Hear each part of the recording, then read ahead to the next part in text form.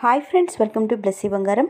మన యొక్క ఏపీ రాష్ట్ర వ్యాప్తంగా ఉన్నటువంటి విద్యార్థులకు సంబంధించి తల్లికి వందనం విధి విధానాలు ఏంటి, అర్హతలు ఏంటి, పూర్తి వివరాలు మన యొక్క ఏపీ గవర్నమెంట్ వాళ్ళు విడుదల చేశారు.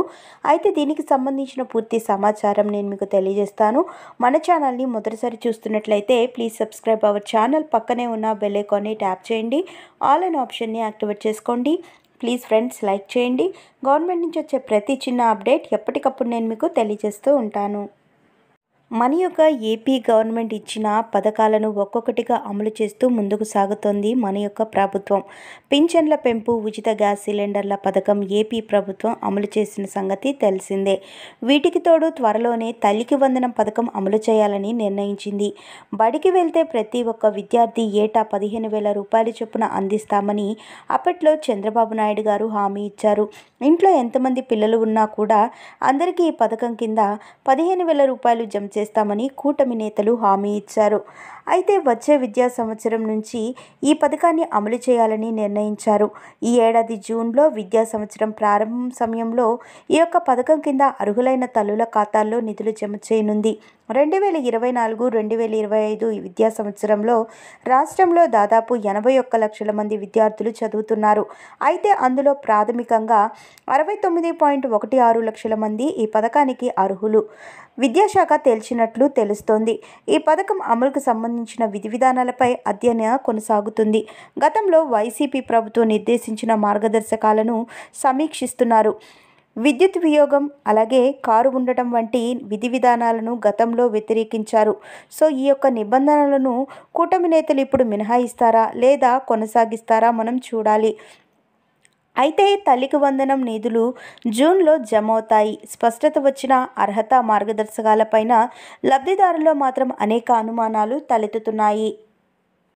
సో ఇక్కడ ఏం చెప్తున్నారు అంటే, గతంలో మనకు అమ్మఒడి పథకంగా ఉండేది. అయితే ఇప్పుడు టీడీపీ కూటమి ప్రభుత్వం అధికారంలోకి వచ్చాక తల్లికి వందనం పేరుగా మార్చడం జరిగింది. అయితే ఈ యొక్క తల్లికి వందనం పథకానికి సంబంధించి గతంలో ఒక్కరికి మాత్రమే 15,000 రూపాయల్లో 2,000 రూపాయలు స్కూల్ మెయింటెనెన్స్ కోసం కట్ చేసుకునేవాళ్ళు, 13,000 రూపాయలు విద్యార్థుల తల్లుల ఖాతాల్లో జమ చేసేవాళ్ళు.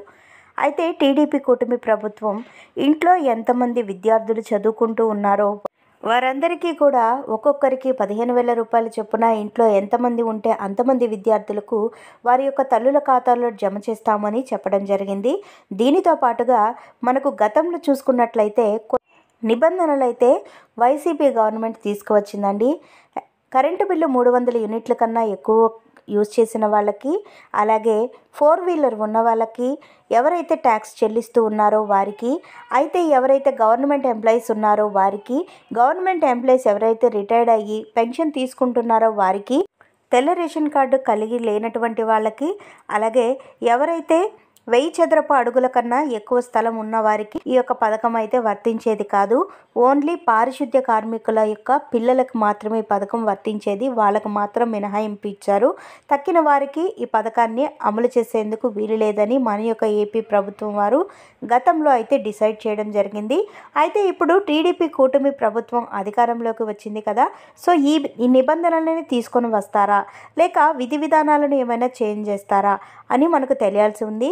ఇప్పుడు చాలా వరకు చూసుకున్నట్లయితే 75% హాజరు విద్యార్థులు కలిగి ఉండాలని చెప్పడం జరిగింది. ఎవరైతే 75% హాజరు కలిగి ఆ ఏపీ వాసీ ఉంటారో వారికి మాత్రమే ఈ పథకం వర్తిస్తుందని చెప్పడం జరిగింది.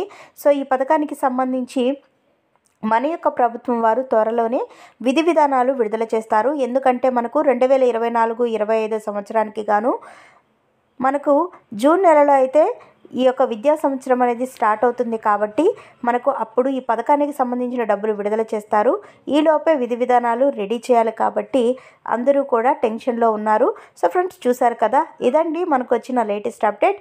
మరిన్ని వివరాల కోసం, మరిన్ని అప్డేట్స్ కోసం మన బ్లెస్సీ బంగారం ఛానల్ని సబ్స్క్రైబ్ చేసుకోండి. Thank you for watching friends. Thank you.